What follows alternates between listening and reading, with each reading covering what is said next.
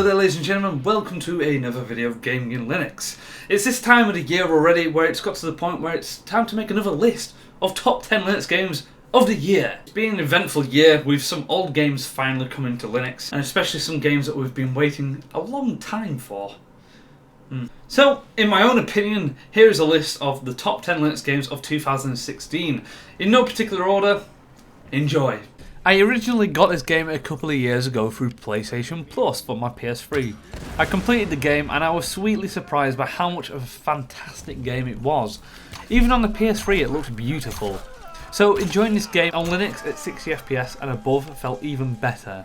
We all know that Lara Croft games went pretty much downhill for a few years, but this was the reboot that was definitely needed for the series.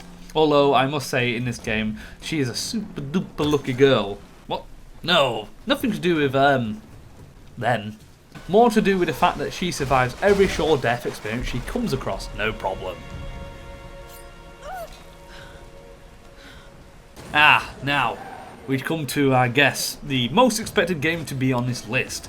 Rocket League. I don't think this is just one of the top games on Linux in 2016, I think this is one of the best games I've ever played.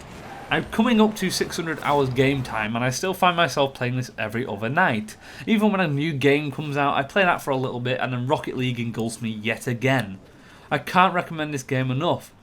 It's a nice easy game to pick up but very hard to master. Like I said, even after 600 hours I'm still learning new stuff every other day. Get this game. If any of you know me personally, you will know me as a huge F1 fan. So I was super happy when Feral announced this was coming out for Linux. One, because it's another racing game for us all to enjoy, and secondly, it's F1 of course. Now, maybe it's not the best F1 game with a lot of standout features removed for this game, like the career mode as yourself, and the safety car, and stuff like that, but I still hold a place in my heart for this game. I'm really hoping they bring out more F1 games for Linux, and definitely hoping for more steering wheel games. I heard so much hype for this game, and once it was on sale, I had to get it. Upon starting the game, I noticed I had let myself into one of the most beautiful looking games, not just on Linux, but in gaming.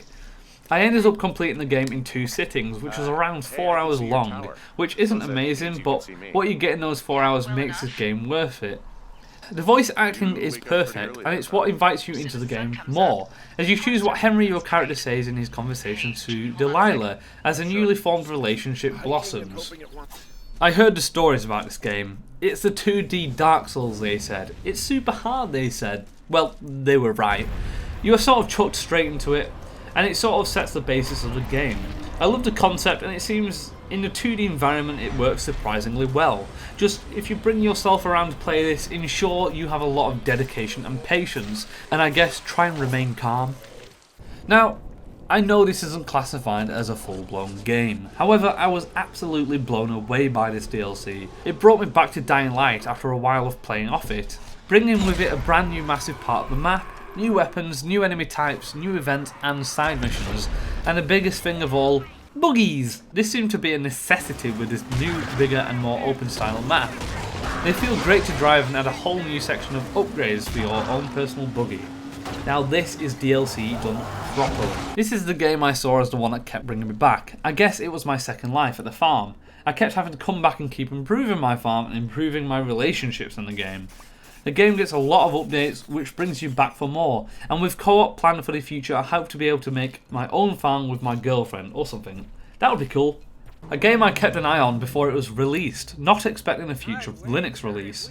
However, thanks again to the massive efforts of Feral, we got another fantastic AAA title to our ever-growing collection. It's a brilliant post-apocalyptic open-world game where you have a massive world to explore in your car, which you can have awesome battles in and upgrade the hell out of. And obviously you can roam around on foot and fight on foot, but where's the fun in that?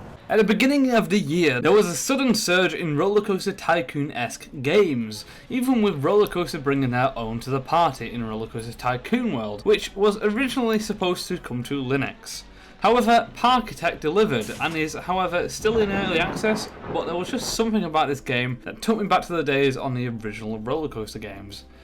It's great seeing your park grow, and with it being in early access there's lots of updates that come to it and still are to come. Another AAA title brought to Linux thanks to Feral. This game is most definitely one of the best looking games ever on Linux, and although I'm not the biggest fan of the game series, I did enjoy this game and felt it was the crisis of the Linux gaming world, with AUGs taking a huge role in this game, giving you inhumane power which felt awesome to control.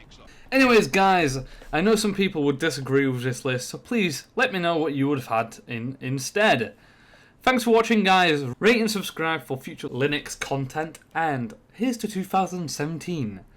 Peace out guys.